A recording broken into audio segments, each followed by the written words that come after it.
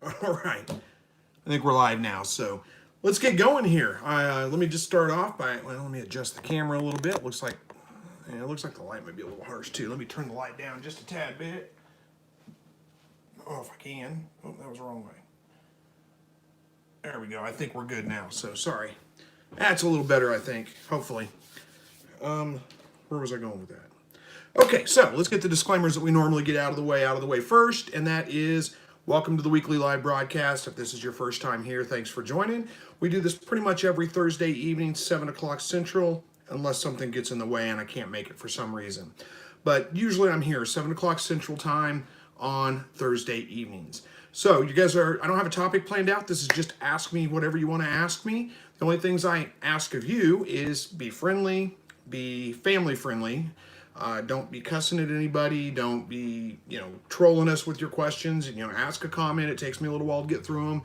I'll get to it eventually, hopefully, but don't just ask the same thing over and over and over and over and over again, because we'll have to kick you out if you start being annoying, you start being rude, you start being hateful, or, something like that. So just be, again, family friendly and polite. That's all I ask.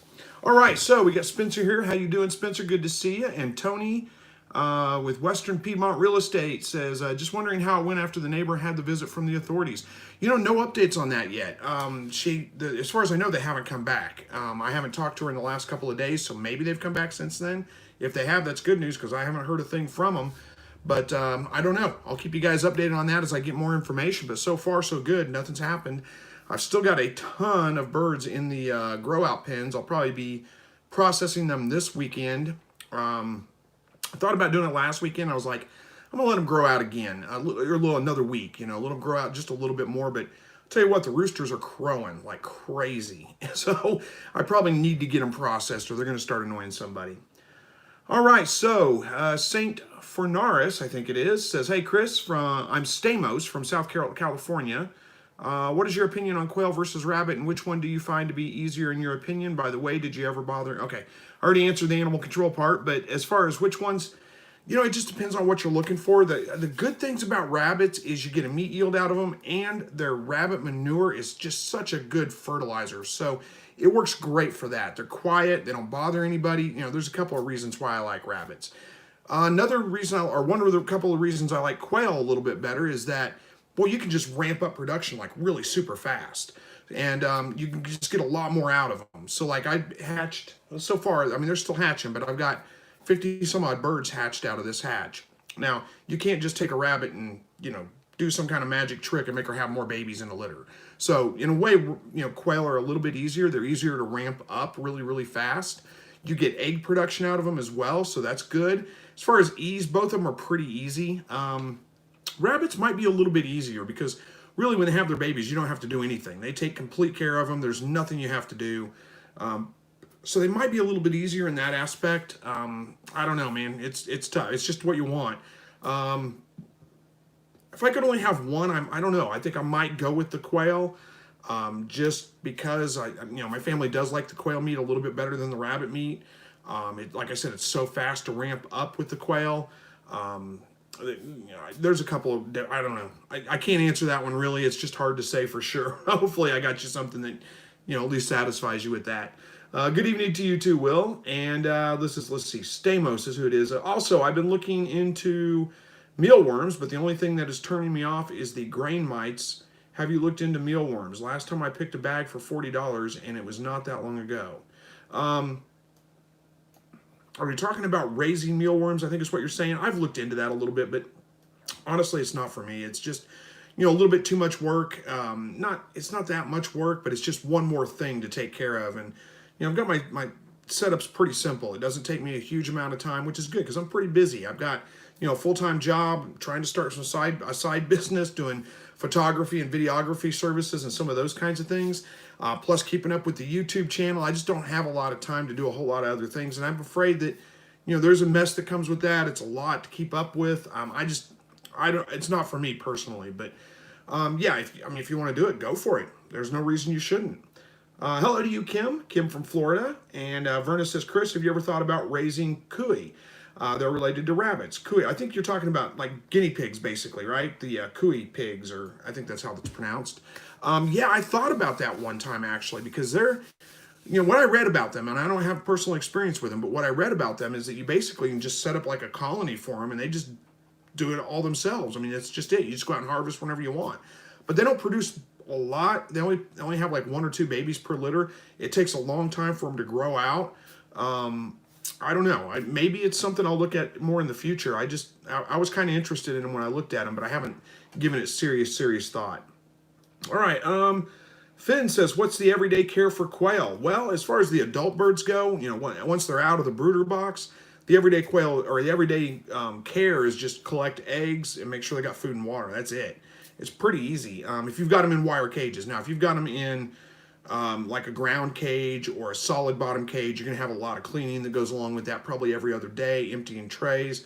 If you're, catching the waste in trays underneath them, that kind of thing. But if you've got them out like in a setup like mine where the waste just falls to the ground, I scoop that stuff up every 3-4 months, maybe. I'll clean that up underneath the hutch. But other than that, I go out in the morning, it's maybe 10 minutes. I collect all the eggs, put some food in there, fill the water bucket up if it's empty, and that's it. That's daily care for them, really. The babies in the brooder box take a little bit more. It's not that much more. Make sure the heat lamps are on, that they're warm enough. Feed and water for them is a little bit more difficult because I water them in little mason jar waterers. So there's more filling that up and cleaning it out because it gets kind of nasty. So I got to do that about every day. But that's only for a couple of weeks, and then they're in the grow-out pens, and it's back to easy care. All right. Marie says, hi, how are you? I'm doing well, thanks. I hope you are too.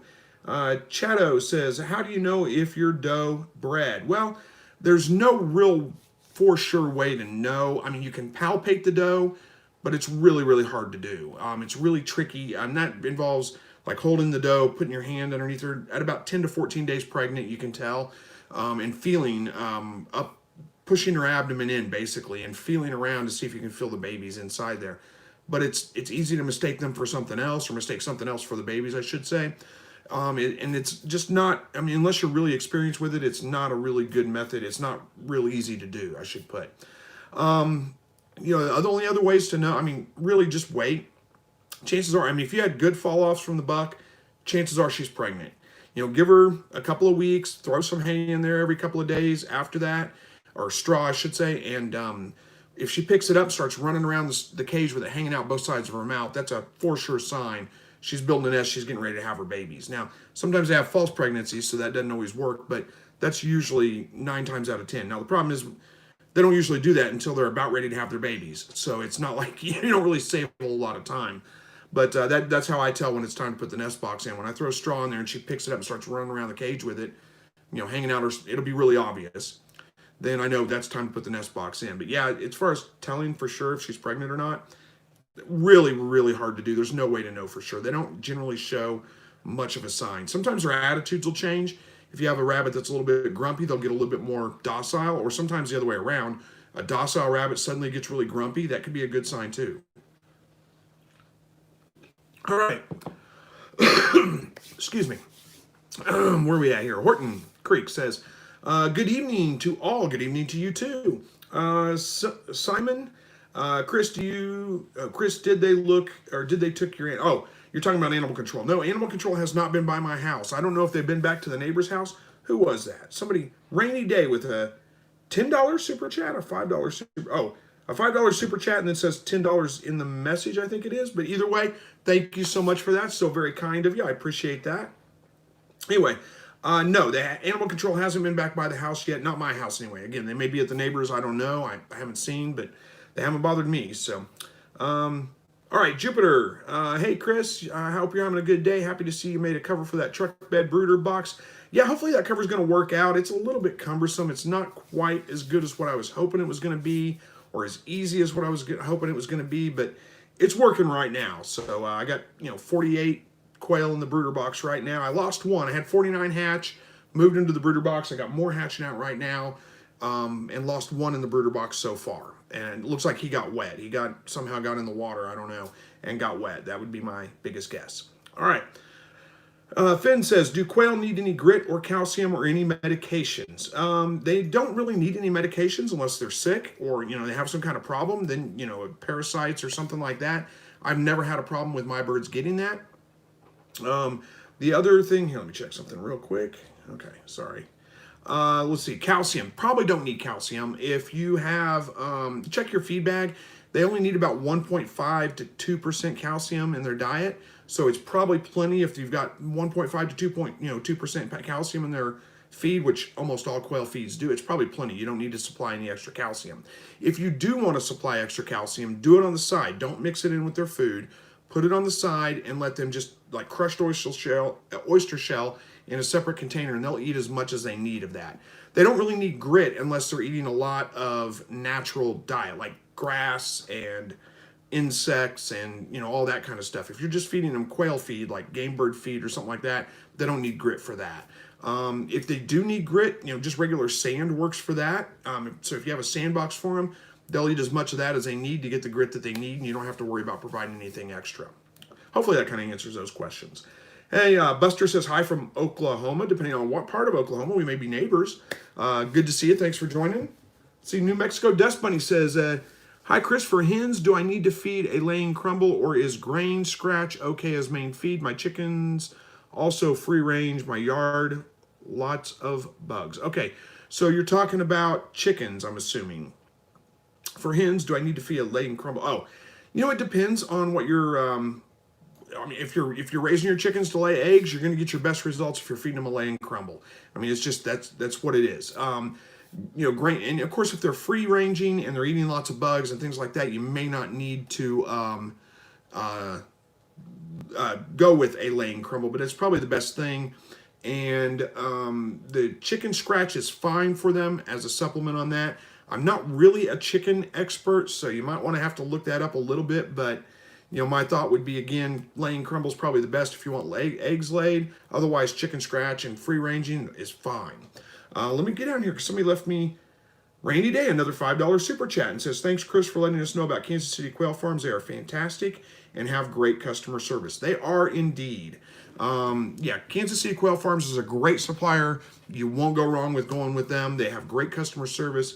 They've been doing it a long time. Great bloodlines. You're going to have good results with them. All right. Kelly says, hey, Chris, from Dallas, Georgia.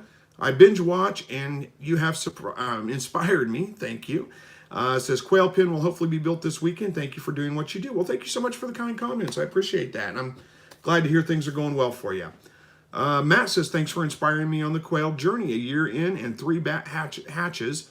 Couldn't be happier. Your channel is invaluable. Well, thank you so much. I appreciate that. I'm glad that you're finding the videos helpful, and congratulations on your success. Grab a drink here. I'm talking too much. All right. Here's another question that comes up every time. Charger says, hi, Chris. Is it okay to mate half-brother and sister rabbits? They both have the same dad. These are silver foxes. No, don't do that. Don't breed any kind of siblings in rabbits. You can breed father to mother. You can breed daughter to... No, not father. Yeah, of course you can breed father and mother. You can breed son to mother. You can breed daughter to father. That's line breeding, but you don't want to breed siblings. Even if they're just half siblings, you don't want to do that. The gene pool is just a little too tight there. It's just not good practice, so I would stay away from that. And that question comes up a lot. I should probably shoot another video. I think I've talked about it before, but I should probably shoot another video and address it again for new subscribers and new viewers. Hey, Gary, good evening to you. New Mexico Dust Bunny says, can I feed my ducks the same thing as my chickens, or do they need a special feed? Boy, good question. I don't know. I'm not a duck expert, but I would think their diets are pretty similar. You might want to look that up and just verify. I think it's going to be fine to feed your chickens and your ducks the same feed, but they may have slightly different requirements. They may need something a little bit more than what the chickens need, so you may have to look that one up. Sorry, I don't really know the answer to that one right off the top of my head. Buster says, hi, Verna. Are you talking to somebody else? Or anyway, it says, my quail started laying Monday at 6 weeks. Awesome. That's pretty early. That's good. Braden says, hi, my baby quail are hatching today, and one of them has a prolapse. What do you do? A prolapse in your baby quail, the ones that just hatched. Are you sure that it's it's not what they call pasty butt? That could be the case, and if that's the case, just clean it off real good, and hopefully it's going to recover from that. If it is truly a prolapse and, it's got things from the inside hanging out of it, I would call the thing. Chances of it recovering fully are pretty low, and chances are it's going to reoccur even if it does kind of fix itself. But if it's just pasty butt, clean it off real good. That's about all you have to do. It's going to be fine. It should recover from that. If you're, watch it for a couple of days and make sure. The thing you are going to have to keep an eye on is making sure the other birds aren't picking on it, because they will typically, if they see any kind of open wound or anything like that, they'll go after it. Excuse me. Again. Harley says, hey, what's your favorite rabbit quail recipe? Boy, I get asked that a lot too. I don't know if I have an absolute favorite, but there are a couple of ways I really like to cook both. Rabbit does really well shredded. I like to put it in a pressure cooker with like some chicken stock or something. Maybe even potatoes, carrots, onions. It's really good that way. A little celery doesn't hurt if you have some of that on hand. What else? Quail, I like to cut the meat off the breast. So cut the breast out. You end up with 2 halves. Lay some blue cheese in there. Wrap it with some bacon. Brush it with some Frank's Red Hot and grill that. That's really good that way. Or, cheddar cheese and jalapenos. Wrapped with bacon and barbecue sauce. That's really good. You can't go wrong with quail and stuffing. Just season it up however you like. A little salt, a little pepper, maybe some garlic powder, and cook it in a bed of stuffing, like stovetop stuffing even. That works fine. Those are really good. I did a video a while back on rabbit spaghetti, and that was pretty good.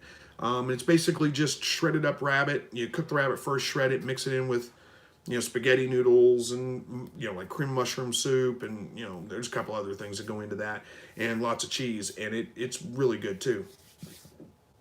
But as far as an absolute favorite, I don't think either one of them do really well fried. They're awful lean, and I think they come out kind of tough and just not that great when you fry them. They make great quesadillas. Quail especially makes great quesadillas. So you just cut it in little pieces and taco seasoning, fry it in a pan, brown it, and throw it in some tortillas with some cheese and stuff. They're pretty good. So there's a couple of ideas on it. Chris Daly says, I have my stacked cages, and in corner of the garage it gets very little light because of the manure trays. The ceiling light does not penetrate. Any suggestions? Do I need special bulbs, full spectrum? You don't need full spectrum, no. I got some cheap grow lights when I had stacked cages from like Walmart or something. They weren't really anything more than just a short fluorescent light about that long, and they were cheap, like $5, $10 each. And just lay that on top of the cage and plug it in, put it on a timer, 14 hours a day. That's all you need. You don't need any kind of special, full spectrum, any of that kind of stuff. Just any kind of light's going to be fine. I would use like fluorescent or something like that so it's not generating a lot of heat. But other than that, you don't need to worry about it. All right, Rainy Days. Hey, Chris, wanted to say hi. Thank you for, I got that one already. Yes, they are a very good supplier. Again, Kansas City Quail Farms. Can't go wrong. All right, Cockeyed Homestead. Good evening, Chris, and all from Northeast Georgia mountains. Good evening to you. Thanks for joining. Kim says, the babies, rabbits, do they normally eat pellets, hay, and water at 3.5 weeks? Yeah, that's pretty common. That's really common. Now, they're not necessarily ready to be completely weaned at that point. They're just starting to eat that stuff at that point. And that's good because they need a slow transition into changing their diet. If you try to wean them too early and force them into, that's all you're going to have is the pellets and the hay. You can get weaning enteritis from that, which causes diarrhea, which could be deadly for them. But yeah, it's really common at about 3 weeks old, somewhere right around in there, that they start getting out of the nest box. They start eating some of the pellets, some of the hay, and it's normal. Don't worry about it. Nick at Pond Creek says, love your channel. Well, thank you, Nick. I appreciate that. Chato, I think it is, says, how do you know if your rabbit is ready to breed? Well, if they're about 6 months old, they're probably ready to breed. Rabbits don't necessarily go into heat like other animals. Now, they may not be ready to breed in a sense that you put the doe in there and she just does not lift for the buck. Just keep trying, morning, night, 15 minutes at a time, usually 4 or 5 times, and she'll lift for the buck and be ready to breed and, go ahead and breed. But really, it's the act of breeding or the mating of the courtship, I guess you should say, of the male that kind of gets her in the mood. And, males are pretty much always ready to breed. But wait till they're about 6 months old, and you should be good to go at that point. There's not really anything you have to look for. All right, Verna says, my freezer came today, so this weekend I'll be calling 10 to 25 quail. Awesome. Nothing like having a new freezer, especially if you didn't have a freezer before. You're going to love it. It's great. GGMR says, what are the causes of stillborns? Is it bad to pick up the bunny when it's pregnant? Causes of stillborns could be any number of things, from illness in the mother to trauma to, I mean, there's too many neat things to name to even know what could cause a stillborn. I mean, it could be deformities, it could be genetic issues, it could be, there's all kinds of reasons for that. So I can't really answer that one for you. Bad to pick up a bunny when she's pregnant? Not really. I mean, I would avoid messing with her too much the last couple of days. But other than that, it's not really that big a deal to pick her up. Now, if she gets incredibly stressed out when you pick her up and she's not used to being handled, then you might want to give her a break while she's pregnant, especially after she's about 2 weeks pregnant. Before then, it's not as big of a deal, but after that, I'd give her a little bit of a break from it. But other than that, I wouldn't worry about it. All right.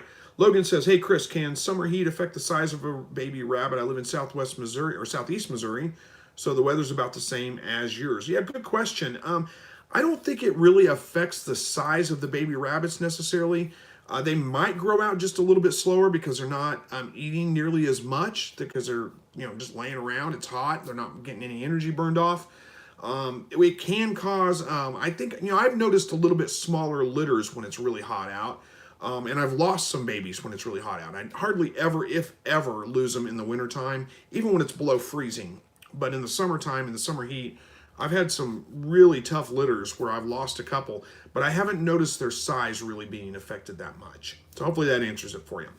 All right, Chris, does a bit of vinegar in the water really lessen quail poop smell? I don't know. I don't find that to be true myself, but who knows? Maybe it's a placebo effect. If you believe it lessens the smell, then it does. But I don't know if that's true or not. The thing that lessens the quail poop smell more than anything is keeping them dry. Keeping the quail poop dry. Make sure your water doesn't leak into it. There's nothing where they can splash a lot into it. Wet quail manure is really rough, but dry is not so bad at all.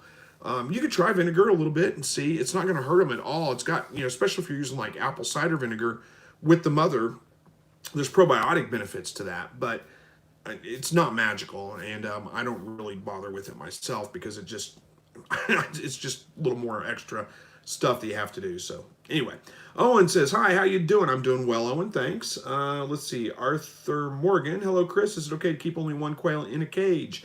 I don't like the idea of keeping one quail in a cage. I guess it depends on how much you're interacting with it. I have seen quail that are more like pets, more very social, very friendly, and easy to handle, sit on your shoulder, just, want to be around you, kind of hang out. It's probably fine for those if you're interacting with them a lot. But other than that, quail are kind of social creatures. I think they need to have companions. So I think it's a better idea to keep them in groups than it would be to keep them in single, whatever. That's just my opinion. All right. Sujak says, what do you prefer? What do you prepare for winter and keep the rabbits safe? What do you do to prepare for winter and keep the rabbits safe? I take the automatic watering system down when it starts to get below freezing, and I switch over to rubber Crocs where I can just knock the ice out of them, and that's about it. I don't really do much of anything else. I'll pull the tarps down in front of them if it's really cold and windy, especially if the wind's blowing from that direction, because the wind does tend to shift and blow from the north a little bit more in the wintertime. But other than that, I don't do anything. I mean, I stake them out so there's a place I can walk under the tarps. It's not right up against the cage, if that makes sense. They're kind of like a lean-to type thing. So it blocks the wind from them and gives me a place to walk under and get out of the wind myself. That's it. There's not really anything else you need to do. They have big fur coats on. They don't need anything else. All right. Atia, wait, is it Atia? Atia, I think it is, says, what's your age? Oh, in all caps. Like, why are you screaming at me about that? I'm 46, actually. So I don't know why that matters, but yes, I'm 46 years old. Chato says, what do I do if my buck gets 3 fall-offs, but my doe didn't kindle after day 40? Rebreeder. There's multiple reasons why that may not have worked, but at day 40, you're fine. Go ahead and rebreed her. Throw her back in with the male and try again. If you've had multiple issues with it could be that male's sterile for whatever reason. Now, if you're, it's summertime, it's over 80 degrees, it's quite possible the buck will go sterile during that time frame, but he should come out of it whenever the temperature comes back down, maybe 30 days after that.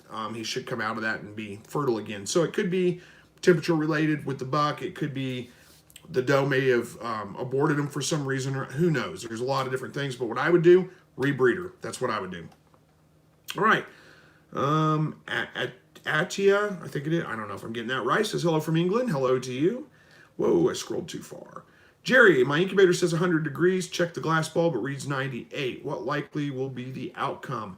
I wouldn't stress too much about that. It's probably okay. If your hatch is a little bit, like if they start hatching out really late, like day 19, day 20, instead of day like 17 and 18, then you might want to bump your temperature up a degree on the incubator the next time you hatch. I wouldn't make any adjustments to it right now. I think it's probably going to be fine. Let it go and see how it works, but that's my best advice. All right, Ron, after quail are moved to grow out pen, do they still need light at night? Well, it depends. Let me get a drink. So if you're moving the quail to the grow out pen and you've weaned them off the heat, what I mean by that, let's say my temperatures aren't getting below about 65 degrees at night. So if I've got them in the brooder box and I've got them weaned down to 65 degrees, then they're fine. They don't need any heat lamps at that point. Now, if I've got them at 100 degrees in the brooder box and it's going to be down in the 40s at night, then yeah, you probably want to put some heat lamps on them at that point. I wouldn't move them out at that point. I would get them acclimated to that temperature before I move them out. But that's just the way I do it. Hopefully that kind of makes sense. But, you know, by the time they're about 3 weeks old, they should be usually around 2 weeks old, but by 3 weeks old for sure, they should be fully feathered out. And you should have, you know, got them weaned down to where they don't need 100-degree temperature anymore. They're pretty comfortable with it being like 65 degrees or above. And if that's your nighttime temperatures, they're fine. Move them out. You don't have to worry about the heat lamps. All right, Chris says, would quail or rabbit be cheaper to keep in cages in my garage? Which is easier? You know, stacking cages in the garage, I think quail are probably much, much easier. They're just not as big and heavy as rabbits. I did build at one time a stacking cage system for my rabbits, and I just didn't like it. I got them out of the garage as quick as I could. Couple of things for that. First of all, you know, the dropping trays fill up really, really fast. So there's lots of work keeping those clean, keeping those emptied out. It also, you know, it kind of stinks up your garage a lot more, I think, than quail do, as long as you're keeping their droppings dry. The other thing about that is rabbits don't, when they urinate, they don't always urinate straight down. In fact, a lot of times they purposefully go over the side of the cage so it doesn't end up in the dropping pans, it goes on your walls. Now, I was smart enough, I put up black plastic over the walls and the floor, but still it was quite frequent that I was having to clean it up off the floor, the black plastic on the floor anyway. So yeah, rabbits are way messier. I don't think it's a good idea to keep them in stacking cages in your garage. That's just my opinion. All right, Bubba. Hey, Bubba, good to see you. Says, oh, hey, Chris, good to see you. One thing on quail eggs, I have to brag. I have to brag about. I've been eating for raw eggs. I think it's 4 raw eggs a day. And as of Monday, I took off insulin for my diabetes. Well, awesome. I'm so glad to hear that. So, yeah, brag about that for sure. Getting off your insulin is great. Glad to hear. Hopefully it was the quail eggs. If you guys don't know, there is a lot of scientific evidence that raw quail eggs are, I mean, they can be used to treat all kinds of things, an amazing amount of things. Look it up, or I did a video on it a long time ago. It's really amazing the evidence behind it. It's not just some kind of kooky, you know, quack doc, what you know, call it snake oil kind of thing or something. There really is evidence behind it working. All right, Robin says, is it okay to put a sand pit in with 10-day-old quail? Yep, it's fine. Do it. No reason you shouldn't. They love the sand. It's not going to hurt them at all. It's fine. Wilton says, good night, all. Hi, Chris. Do males go sterile in extreme heat? I think you're talking about rabbits. We just kind of got done talking about that. Yeah, anything over about 80 degrees, it's not a guarantee that they're going to go sterile, but it's possibility that they could go sterile. It's temporary. I've never had that issue myself, but it is a pretty common thing that people run into. All right, Atia says, how many eggs can a quail lay? About 1 a day, usually. Sometimes you might get 2 out of them, but usually it's 1 a day. All right. Gary says, my quail love the calcium grit plus their sand bed. They will attack the calcium and grit when I put it in the hutch. Interesting. I've never found that mine really bothered with it too much, but I don't even give it to them anymore. I just don't mess with it. All right. Will says, our eggs bought from Kansas City Quail Farm started hatching last night. Awesome. Well, congratulations. Hope you get a great hatch. All right. Rose says, I bought 20 Cornish cross, lost all but 4 broken hips. Really? Says, I'm feeding the suggested feed from the farm as well as a special water for them. Before I buy any more, what did I do wrong? Well, I'm not going to say you did anything wrong because I don't know your setup. I did a whole little video series on my Cornish cross when I was raising them. One thing, you want to keep them, fed pretty much 24 hours a day for about a week. And then you go to 12 hours on, 12 hours off. You don't want to keep them fed. After that point, it's 12 hours. They get food in the morning. It gets taken away at night.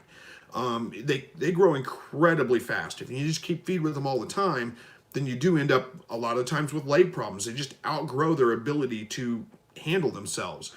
So that may be the issue. I don't know. I mean, without a lot more detail, that's the only thing I can think. I don't know if you took the food away from them or if you just let them eat all the time. I don't know.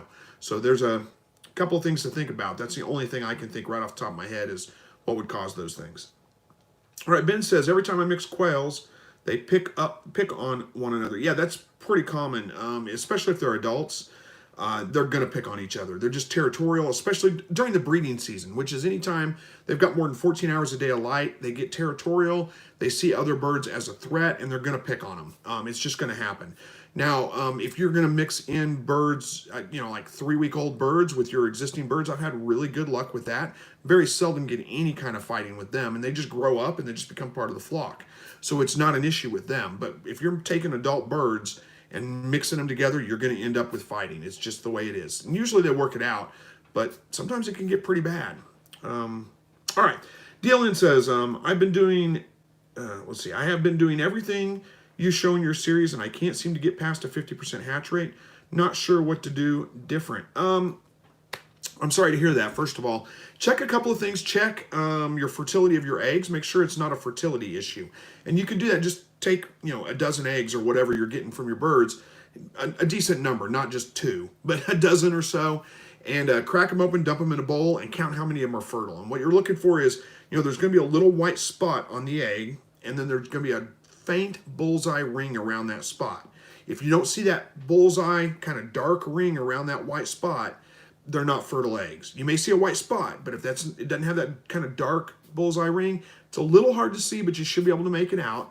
Then they're not fertile eggs. And you can kind of count what your fertility rate is. And if it's only 50%, well, then that's your issue. It's 50%. You may need to add more roosters or, call some hens or something. I don't know, so you get better fertility rate out of it. The only other thing that I would really start with, you don't want to make too many changes at once because then you don't know what it is and you may be negatively affecting something. But I would check your incubator thermometer or thermostat for verify that it's accurate. Take a couple of non-digital thermometers, calibrate them, make sure they're accurate first. I always say get 2. Put them in your incubator without eggs in it and run your incubator and see if they match up to what your incubator says the temperature is. If you're using a styrofoam incubator like a Little Giant or a Farm Innovations or a Hovabator or something like that, they're notorious for the thermostats being just a little off in them. And you may find that like you put 2 thermometers in there and you turn it up to 100 degrees, you let it run for a little while, you check, and the thermostat on the thermometer or the incubator says it's 100 degrees, but your 2 what are they called? Thermometers that are inside the incubator say it's 97 degrees. Well, then you need to bump up your incubator a little bit to get it to actually be 100 degrees, if that makes sense. But again, calibrate the thermometers first. Make sure they're accurate. You don't want to calibrate to an inaccurate thermometer. And hopefully that makes sense. Those are the things that I would check on first and go from there. Those are most likely the issues. There's not very much else that's going to go wrong with it. Even if your humidity is a little bit low, that's not as big of a deal. It's the temperature that's going to affect it more than anything. And consistency, make sure you don't have them like in an open window where the sun comes through part of the day and heats it up, or right over an air conditioning vent, or something like that. Try to put it in a place that stays fairly consistent, and that'll help as well. Hopefully that helps. All right. Hunter says, what do you think about Tamuk?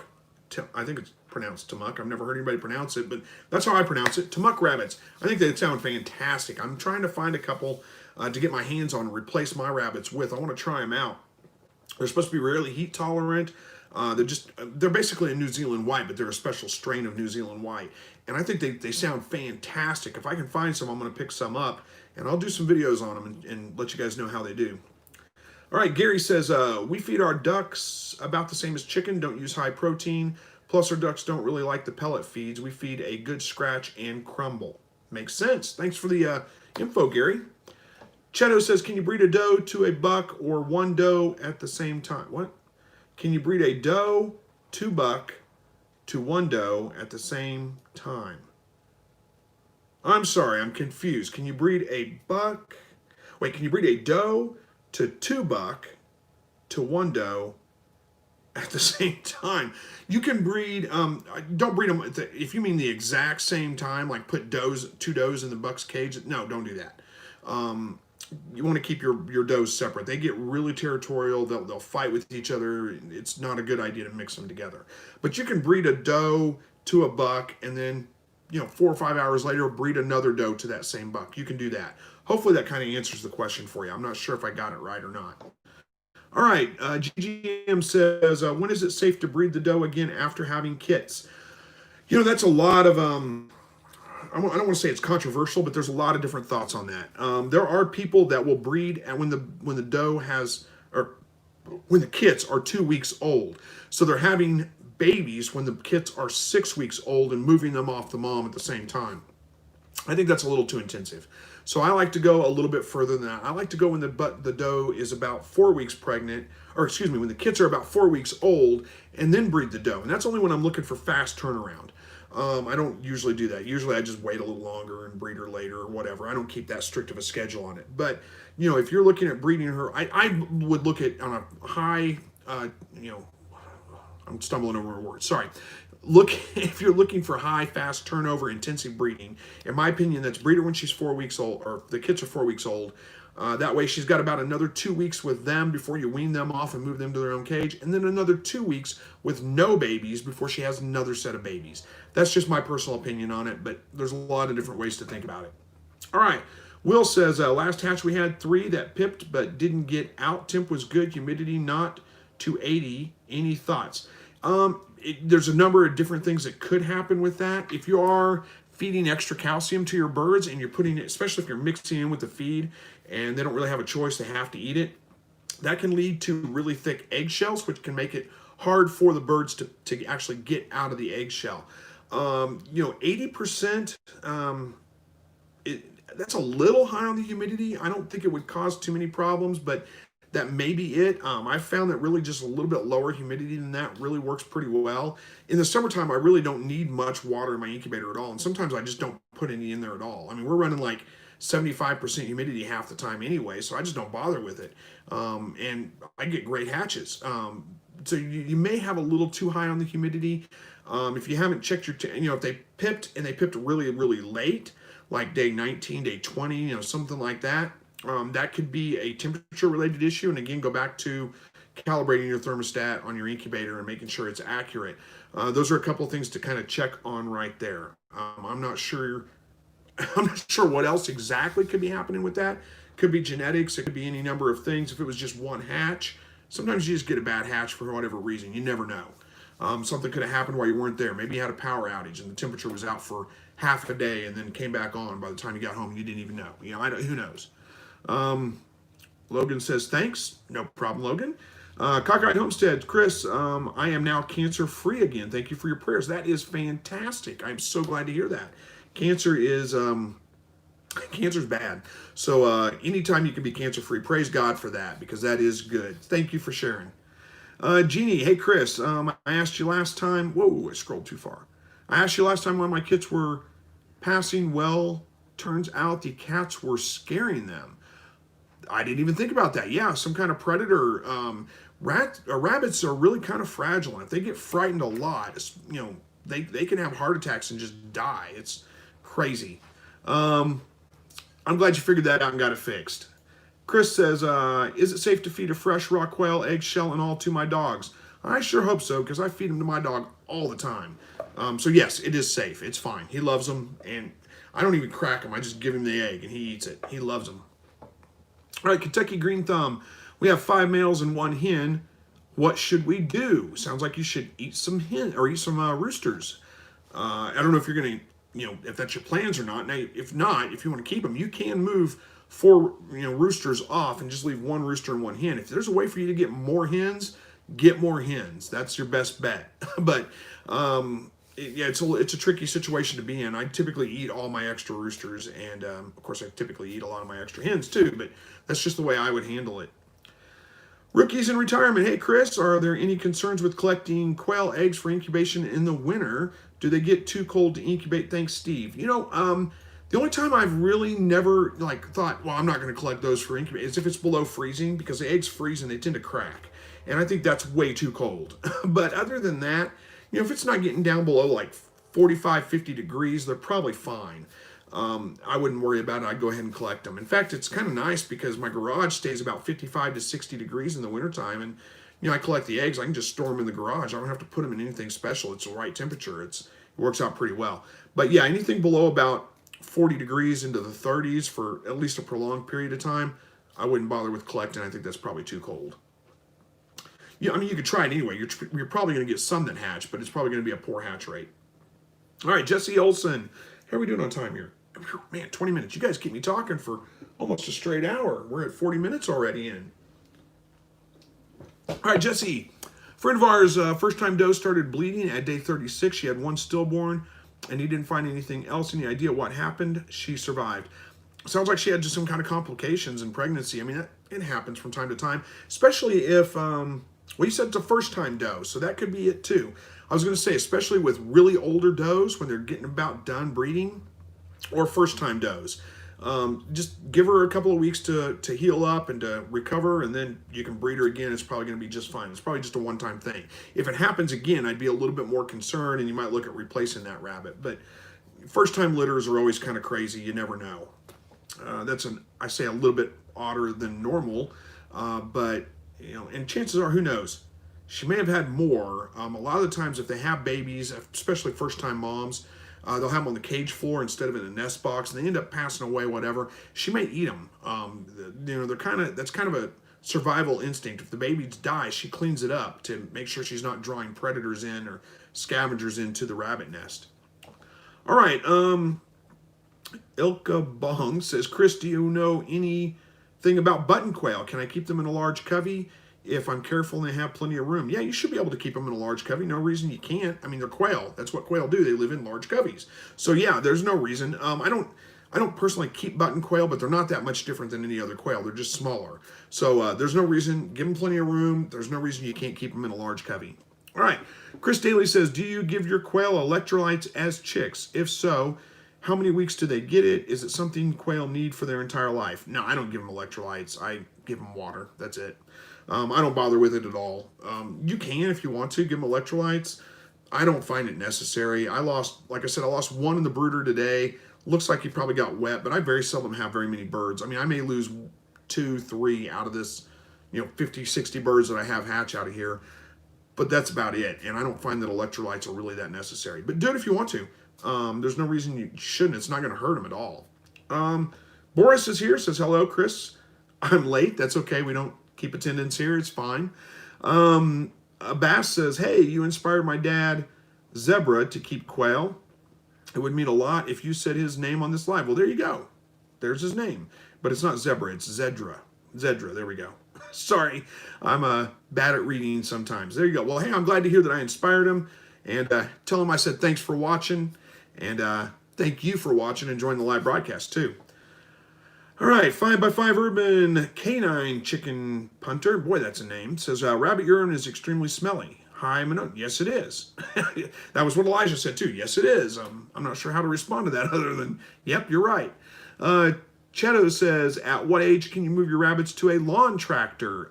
You can start them off in a lawn tractor if you want to. If you're going to move them like from a cage system to a lawn tractor, I would wait until they're at least 6 weeks old. And then you probably want to start them off. You want to slowly introduce that stuff to their diet. You don't want to just move them from, like pellets and hay to grass. They're really sensitive to diet changes, real major diet changes, I should say. And you don't want to give them diarrhea. That's bad in a rabbit. So what I would start doing is bringing them just small amounts of grass, the natural stuff that they'd be eating in the lawn tractor. Bring that to them every day, small amounts at first, and then just increase it a little bit more. Give them about a week or two to kind of acclimate to that, and then you can move them out at that point. But if you start them off on a lawn tractor, they're just fine. You don't need to do, I mean, you can, there's no reason you can't. Elijah says, okay, quick question. My quail totally stopped laying eggs. I get eggs occasionally, but out of 9 hens, I only got 1 egg. 1 quail was molting and stopped laying, but that was a month ago. Boy, there could be anything with that. Oh, there's more to it. Let's see. This last time I got a good amount of eggs was May, and that's long. So why won't they lay? Oh, boy. Well, Elijah, there could be a number of different things going on with that. There's a lot of reasons why birds don't lay. One is stress, and definitely molting is going to be that, but they should be over that by now, like you said. If there's some other kind of stress factor going on, lots of predator pressure or something like that, they're not going to lay. If you're moving them around a lot from one cage to another or something like that, that's stressful for them and they're not going to lay. But all those things are temporary. Usually within about 2 weeks, they pick back up laying again. Not enough light. The days are starting to get shorter. They're under 14 hours of daylight. So, that could be another thing. They need a consistent 14 hours a day of daylight, or of light anyway, to lay consistently. Those are the 2 main things that I can think of. So look into those things. If you don't have external lights, you might try adding some external lights, give them an extra hour or 2 of light a day, and see if that makes a big difference. All right, Gary says, been eating 3 to 4 raw quail eggs daily for about 1.5 years. Haven't needed any sinus medication since then. That's fantastic. Glad to hear that. I don't eat raw quail eggs really. I mean, I've tried them before and they're not that bad, but I haven't done it myself. And I need to talk my wife into it. It might help her out quite a bit. All right, Kenny says 12-week hen laid 2 eggs. They hatched. Now she lays no eggs and will have nothing to do with the root. Interesting. I don't know why. That's strange. I've never heard of that happening before. Cockeyed Homestead says, another great t-shirt, Chris. Thank you. What am I wearing today? Oh, I can read it in here, can't I? Oh, yeah, this is one of my favorite Ronald Reagan quotes. It says, government is not the solution to our problem. Government is the problem. More true nowadays than ever before, I think. Well, maybe not ever before. There was probably other times when government was a bigger problem, but just as true as any time before. Let's put it that way. Jupiter says, thumbs up, everybody. Thank you. Kentucky Green Thumbs. I have 5 males, 1 female bob white quail together. What should I do? I think we answered that, didn't we? Was that you? Yeah, I think we did answer that. 5x5 Urban Canine says, a friend gave me a male quail that was overly aggressive with other males. I took a large female and put them together. I had to separate them because my female kicked old dad. Yeah, that's what I find too. The females tend to be way more aggressive than the roosters. Sometimes you get an aggressive rooster, but way more often than not, it's the hen that is doing all the picking on all the other birds, and even the rooster, and they'll peck their eyes out. I mean, they can get crazy mean. All right, Mike's here. Big Mike and family from Long Island says, I'm super busy this week, so I can only stop by and say hello. I hope you all have been a great week. Thanks, Mike, for stopping by. You may not even be here anymore, but if you watch this later, you'll know I saw that. Thanks for stopping by. Thanks for saying hello. I know what a busy week can be like. It's been one for me, too, so hang in there, brother, and we'll see you again maybe on next week's video. Cockeyed Homestead says, 85 folks in here, but only 28 likes. Come on. Oh, thanks, Cockeyed. I appreciate that. Andrew, hey, sorry, been a while. Just took a new set from the incubator today. Hope you are doing, or how are you doing? Just got here. I'm doing well, Andrew. Thank you. And thanks for joining again. I appreciate it. Gary says, ditto, give a thumbs up. Andrew, I did not like all the white as it's very hard to determine the sex. I did not like the all white. Okay, yeah, I got you. Yeah, I don't like the most people call them A&M birds, Texas A&Ms. They're white birds, and they may be Texas A&Ms. They may be English whites. It's you don't really know for sure. But either way, what I found when I kept all white birds is they were just mean. They were aggressive. They fought way more than any of my other birds did. It's probably because of inbreeding to get the the gene isolated.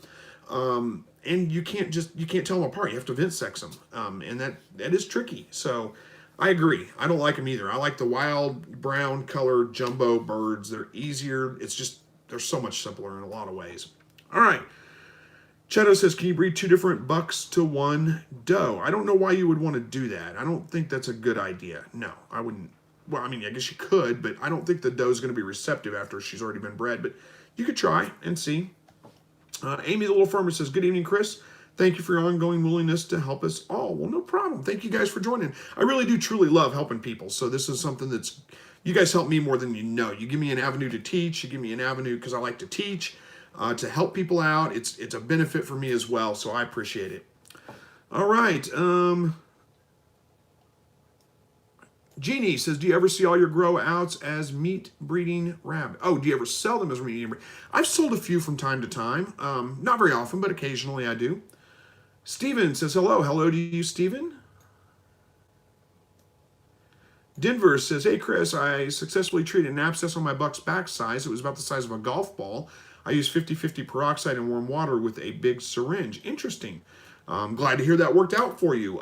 Yeah, I wouldn't use, peroxide's a good cleaning agent, but I wouldn't use it on a regular basis because it does also do tissue damage and those kinds of things. But hey, if it worked for you, great. I'm glad to hear that you fixed it. Kim says, thank you, Chris, for the information about the baby bunnies and when they eat. I have another question for you. How do you cut your rabbit's toenails? I just tried cutting my male rabbit's toenails. Yeah, I don't. I don't trim my rabbit's nails. I just let them grow. It's never been a problem for me. They don't really have any issues with them. If you give them something to scratch at, they kind of keep them worn down a little bit on their own. The best way I would suggest doing it, though, if you need to trim them, is, especially if you've got wire cages, is you might give them some kind of treat that you can hold up and distract them with, and then just clip them through the bottom of the cage. They'll stick down a little bit below the bottom of the cage, and you can trip the ends of them off through the bottom of the cage. I never bother with it. All right, what do you think about rooster collars? This is from Ray McCarty. I don't like the idea of rooster collars. I think they're kind of cruel. But I don't know. I haven't looked into them that seriously. But just my first opinion or first impression of them is they seem kind of cruel. I just don't like them. How are we doing on time? 10 minutes left. Kim says, I've not had any problems with my male rabbit spraying. He pees in a litter box, and he's been pretty good at it. I have all my rabbits in the kitchen with an air conditioner. Florida's heat index is 112. Yeah, I can't imagine having them in the kitchen though. But hey, if it's working out well for you, great. If if he's litter box trained, he's going in the litter box, that's good. I'm glad you're having that. I didn't have big problems with my male doing it. It's my females that tended to do it, but who knows? Cockeyed Homestead's got some good advice for you, Kim. Says, use nail cutters meant for animals.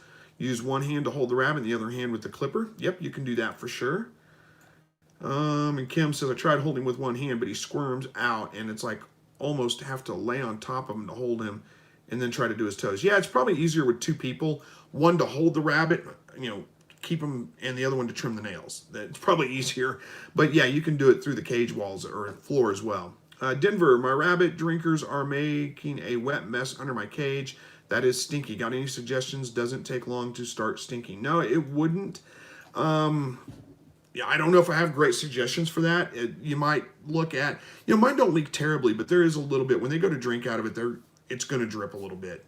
It's not that bad in mine. So, it may be that you just have a bad brand, maybe. Or maybe, you do need to replace them after time if they're leaking, if they're dripping all the time. There's a little washer inside there that gets a little bit worn out. You can sometimes take that apart and clean that out and it'll work, or just replace them. They're pretty cheap, so I just replace them with another one. I don't know if I have any other better suggestions for you. You can use some like pine shavings or something like that underneath there to help soak up that water a little bit. But it's still, that's going to be a lot of work. You're going to have to do it, add more every day or something. All right, New Mexico dust bunnies. What do I need to get started with quail? Can I keep just a small flock? Is there a minimum number I need to keep? I would say, minimum number to keep is about 4 or 5, especially if you plan on breeding them. If you plan on having a rooster, you need at least 4 hens probably for that one rooster. So about 5 birds is probably about it. Now, if you just want to keep hens, 2 or 3 is fine. You don't need any more than that if you don't want them. So yeah, you can definitely start with a small flock. If you plan on growing it, I would say build your cage bigger because you don't want to build just a cage for 3 hens and then you decide, I want to grow this flock, and you have to build a whole new cage to, just go ahead and build it bigger to begin with. But that's really all you need. It's a cage, food and water containers. That's it. They're easy. 5 minutes left, or about 6. Flock family, I need to get some quail. What's the best place around town to get them? I'm about 10 minutes across town from you. Well, I didn't know that you're in Joplin. Hit me up. Maybe I can help you out with some. I've got some right now that I'm getting ready to process, but I can part with a handful of them to set you up and get you going. Yeah, hit me up and see. Let's see the best I think there's somebody at my door. My doorbell camera. Oh, I bet it's my wife watering flowers. Let's see. I'm trying to think the best way. I haven't been real responsive on Messenger or any of those kinds of things lately. But we'll figure it out. If you send me a message, I'll try to find it and get a response to you on that. Hit me up before next weekend. We'll see what we can do to work out and get you set up with some birds. Kim says, you all have a blessed and safe holiday. I'm off to bed. God bless everyone. Well, God bless you too. And hopefully you have a great evening yourself. Amy the Little Farmer, 50-50 peroxide is fine for wounds. That dilution doesn't kill new growing cells. You may be right about that. So maybe I'm wrong. But Chris says, have you seen the plastic stackable cages for quail made by Hatching Time? Any thoughts? I don't know if I've seen those. I've seen plastic stacking cages, like battery cages is what they call them for quail. And to me, they seemed a little bit cramped. I mean, they're made for just your breeders. You put, 4 hens in a rooster in each one, but they're not very big. I mean, they're tiny, and they just look a little cramped for me. I like having a little bit bigger area for them. I'm not saying there's anything wrong with them, just my opinion. Jeannie says, I have 4 dogs, and all of them have at least gotten of my rabbits. All of them at least gotten of my rabbits. So they've all gotten at least one of your rabbits, I'm guessing is what you're saying. Boy, I'm sorry to hear that. I'm sorry. Amy the Little Farmer says, I wrap a rabbit in a towel. That's a good idea. And I get 1 foot out at a time for nail trimming. There you go. Cockeyed Homestead says, good night all. Have a blessed night. Hey, Black Pack Homestead says, howdy to y'all. Just got here. Good to see you. Thanks for joining. New Mexico Dust Bunnies. I don't trim my rabbit's nails, but I do train for my day 1 by desensitizing. I touch them multiple times so I can do health checks easily. That's probably good advice. Yeah, just handle them a lot, and they're going to be used to it, and it's not going to be as big of a deal. New Mexico Dust Bunny says, do roosters make a lot of noise? They do. I mean, it depends on what you mean a lot of noise. They're not incredibly loud, but yeah, when they first come of age especially, they really start, they crow all the time. It's crazy. But I don't think it's that bad. Black Pack Homesteads, when you harvest your rabbits, are you ever sad that you don't have the poop? Well, I always have breeders, so there's always a little bit left over. And, I let it build up during the summer and then put it on in the fall and in the spring and stuff. So it's never really a big issue. But yeah, if I didn't have any rabbits at all, I'd be sad I didn't have it for sure. Ray says, just finished 5 to 6 from your stackable cage video. It is buying me time to build the permanent ones. Hey, there's nothing wrong with that. That actually worked out pretty well, so glad it helps you. Jacob says, where do you get your shirts? I like the messages. I'm not sure. My wife bought this one for me. So I'm still toying with the idea of setting up like a Teespring account for some shirts you guys can order. I get a lot of comments on my shirts. I couldn't do the exact same thing, but I can do similar things. I don't want to rip off somebody else. So I might put some things online eventually for you guys, and maybe a couple of slightly redneck logo shirts or something. I don't know. We'll see. These are probably off Amazon or something. I don't know.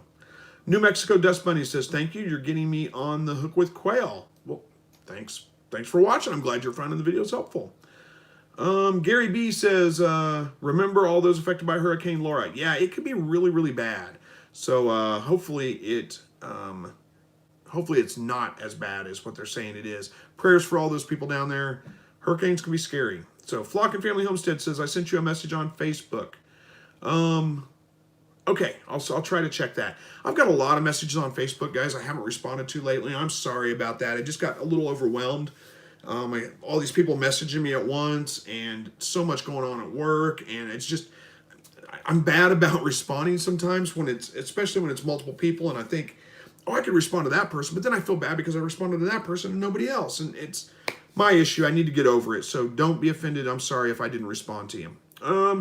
Jeannie says, do you like giant breed bunnies for meat or no? No, I don't personally like them. Like Flemish giants, they grow out incredibly slow. It takes them a long time to grow to size. I don't think they make good meat rabbits. The meat to bone ratio is not that great. Now, I did have some giant chinchillas that were actually pretty good. They're not really giant rabbits, though. They're just big chinchilla rabbit. American chinchillas or something. I don't know. Anyway, hopefully that answered that. Black Pack Homestead says, my breeder quail are getting kind of old. When is the best time to swap them out? I try to swap mine out about every 1.5 to 2 years, something like that. I find that works out pretty well. Chris Daly says, this is my first viewing of your live video. I enjoyed it a lot. Good night, all. Stay safe. Well, thank you, Chris. I appreciate that. And come back again next week. Hopefully we'll see you there. Boris says, shirts, shirts, shirts. Okay, I'll work on it a little bit harder, see what I can do. If you guys aren't familiar with like Teespring, it's just like a print-on-demand kind of service. So you can get shirts and coffee mugs. I don't drink coffee, so I don't need a coffee mug. But you can get shirts or mugs or calendars or, and different things printed out like that. So, all right. Ruben, hello to you from Truck Lock, California. Love your channel. Well, thank you. I appreciate that. Logan wants to know if I deer hunt. I do deer hunt. Getting ready to get going. Recently picked up bow hunting because my wife bought me a crossbow for my birthday last year. And that allows me to bow hunt in Missouri because I'm not a bow hunter. I've never been really good with the bow. Never practiced enough. So, but I've never shot a deer with a bow yet. I didn't even see one last year until rifle season. I shot it with my rifle. Joanne Phelps, hi. Do you know a good place to get button quail? Check with Kansas City Quail Farms. I think they I think they have button quail. There's a discount from Hatch Poultry in all the descriptions. You can check with them. I'm not sure if they carry button quail or not. Jackie says you need more rabbits. Well, I don't know if I do or not. We'll see. And Dr. Reviver, how many hours of light is needed for layer quail? About 14 hours a day to keep them laying on a regular basis. And Chris says, good evening from Arkansas. Good evening to you. Oh, my goodness. We're out of time. I'm sorry, guys. I got to stop. I'll keep... wait, I got to read this one. Jeannie says, do you ever find hate comments about being inhumane to your rabbits? Oh, yeah, all the time. Yeah, people hate you for the weirdest reasons, and that's one of them. They hate me. They're going to kill me. They're going to... who knows? I just ignore them. It's no big deal. People can say... they can say whatever they want to me. I don't care. It doesn't bother me. All right, guys. Thank you guys for joining me tonight. Sorry if I didn't get to your comment tonight. I think I got through most of them, but they're just coming in, and I'm having a hard time quitting. But I got to wrap this up, go spend some time with my wife before I got to go to bed here in about an hour, a little over, and then get up and do it all over again tomorrow. One more day in the week. Hopefully you guys have some good times this weekend. It's supposed to be raining like every day for the next 4 or 5 days here. We need the rain, but still. Anyway, I'm going to keep babbling if I don't shut up. So good night. God bless each and every one of you, and hopefully we'll see you guys again next week. Take care.